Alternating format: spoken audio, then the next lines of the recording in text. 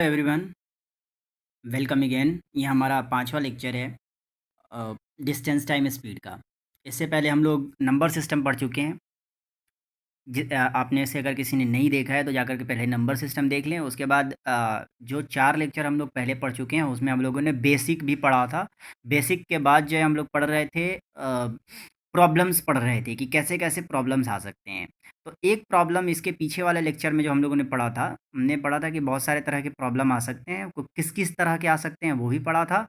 और फिर ये भी पढ़ा था कि उन प्रॉब्लम्स में से एक प्रॉब्लम ऐसा भी किस किस तरह के प्रॉब्लम हो सकते हैं। तो एक प्रॉब्लम हम लोगों ने डिस्कस किया था कि ऐसा प्रॉब्लम हो सकता है कि एक ट्रेन क्रॉसिंग हो स्टेशनरी किसी स्टेशनरी ऑब्जेक्ट को क्रॉस करे जिसकी कोई लेंथ नहीं हो, विदाउट लेंथ।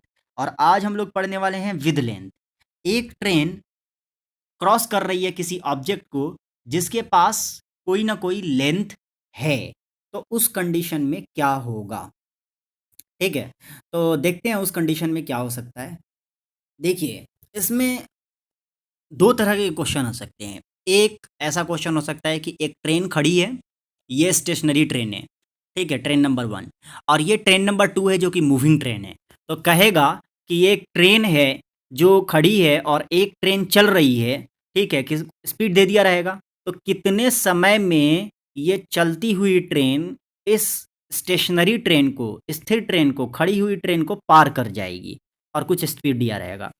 दूसरे तरीके से क्वेश्चन आ सकता है कि एक प्लेटफॉर्म की लंबाई दी रहेगी और एक ट्रेन किसी स्पीड से चल रही होगी जिसकी अपनी एक लंबाई होगी, और बोलेगा कि इस प्लेटफॉर्म को ये ट्रेन कितनी देर में पार कर जाएगी। स्पीड वगैरह, लेंथ वगैरह सब दी रहेगी। ठीक है, तो इसको हम लोग आज पढ़ने वाले हैं। तो देखते हैं।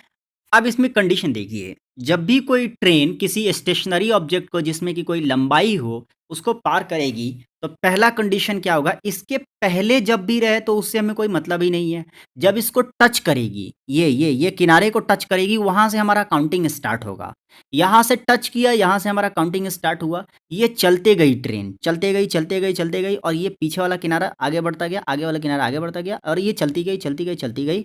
ये दूसरा कंडीशन हो गया कि ये ट्रेन यहाँ आ गई। तीसरा कंडीशन है कि ट्रेन पार कर गई। ठीक है, ट्रेन का जब किनारा पीछे वाला छोर स्टैटिक ऑब्जेक्ट के इस वाले छोर से मिलता हुआ छोड़ देगा, तो ये हमारा लास्ट स्टेटस हो जाएगा, लास्ट कंडीशन हो जाएगा। अब ये ट्रेन पार कर चुकी है। तो मतलब जब इस ट्रेन ने इसको छुआ, इस छोर को छुआ, और फिर लास्ट टाइम जब इस ट्रेन ने इसके लास्ट वाले छोर को छू करके छोड़ दिया, यहाँ से यहाँ तक का जो टाइम है वो हमारा कंक्लूजन होगा। तो ध्यान से अगर हम लोग देखें तो इस पूरे ट्रेन का या स्टेशनरी ऑब्जेक्ट और मूविंग ऑब्जेक्ट अगर हम लोग बोलें, तो इस स्टेशनरी ऑब्जेक्ट की लंबाई को भी ट्रेन पार कर रही है, और अपनी लंबाई को भी इसे पार करना पड़ रहा है। अपनी लंबाई को भी इस ऑब्जेक्ट से पार करवाना पड़ रहा है। अपनी लंबाई को भी पार करवाना पड़ रहा है और स्टेशनरी ऑब्जेक्ट की लंबाई को भी पार करना पड़ रहा है। ठीक है, पिछले वाले कंडीशन में क्या था, एक खंबा खड़ा था और एक ट्रेन की लंबाई थी, और ट्रेन की लंबाई पार कर जा रही थी, तो उसकी सिर्फ अपनी लंबाई थी, उस ट्रेन की अपनी लंबाई थी। इस कंडीशन में इस स्टेशनरी ऑब्जेक्ट की भी लंबाई है और इस मूविंग ऑब्जेक्ट की लंबाई तो है ही। ठीक है, तो जो टोटल लेंथ होगा वो हमारे पास दो दो लेंथ हैं। एक है स्टेशनरी ऑब्जेक्ट की लंबाई, स्टेशनरी ऑब्जेक्ट कुछ भी हो सकता है, प्लेटफॉर्म हो सकता है या कोई खड़ी ट्रेन हो सकती है या कुछ भी और भी हो सकता है। ठीक है, और मूविंग ट्रेन है उसकी अपनी लंबाई, स्टेशनरी ऑब्जेक्ट की लंबाई और मूविंग ट्रेन की लंबाई। तो जो टोटल लंबाई होगी इन दोनों का एडिशन हो जाएगा। ठीक है, तो टोटल लेंथ हमारे पास आ गया L of stationary object plus L of moving object. ठीक है, आगे बढ़ते हैं।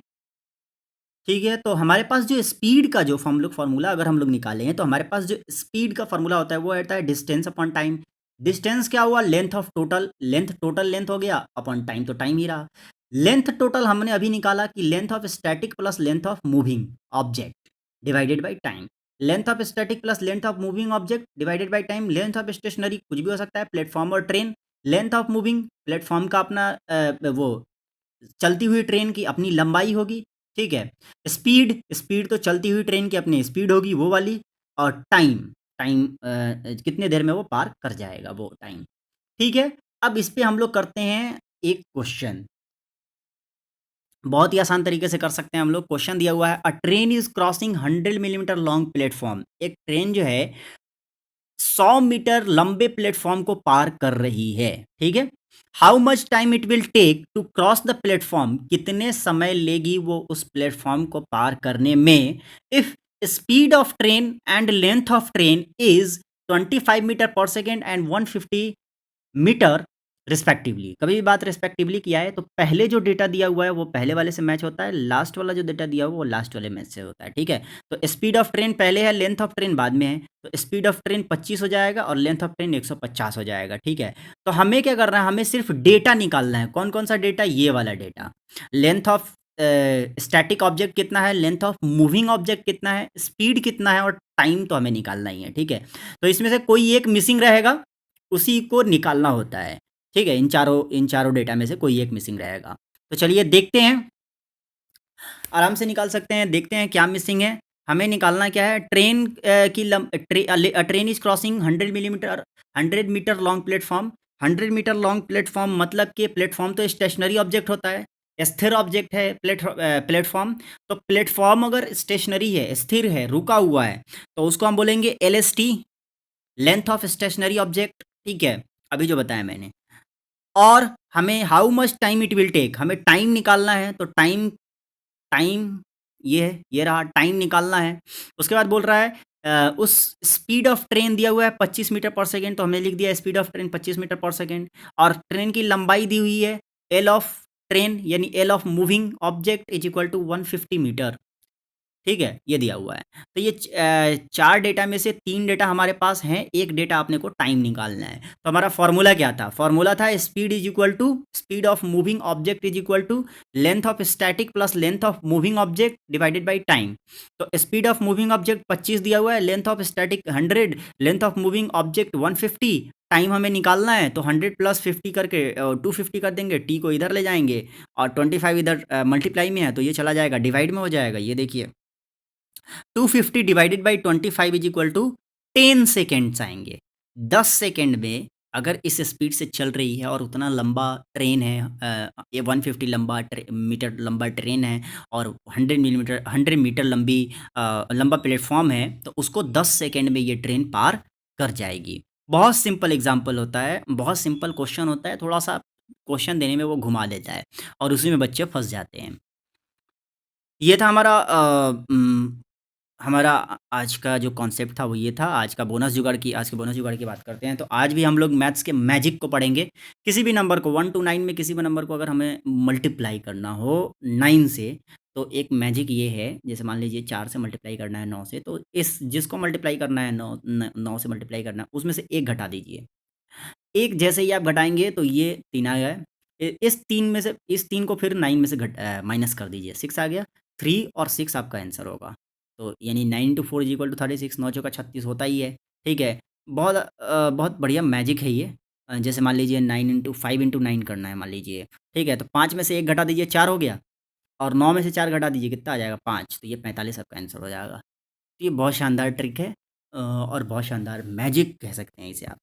अच्छा लगा हो तो आप लाइक, कमेंट, शेयर, सब्सक्राइब ज़रूर कर देना, और ख़राब भी लगा हो तो ही बताना कि कहाँ पर क्या ज़रूरत है सुधार की। जो कुछ पूछना हो यहाँ लिख के भेजिए, या फिर कमेंट में आप बता सकते हैं, लिख सकते हैं हम। अगले लेक्चर में उसको बताने की, उसको सॉल्व करने की कोशिश करेंगे। और अगर आपको पीडीएफ चाहिए, पीडीएफ डाउनलोड करना है, तो इसके डिस्क्रिप्शन में दे दिया जाएगा लिंक, वहाँ से जाकर डाउनलोड कर सकते हैं। Thank you.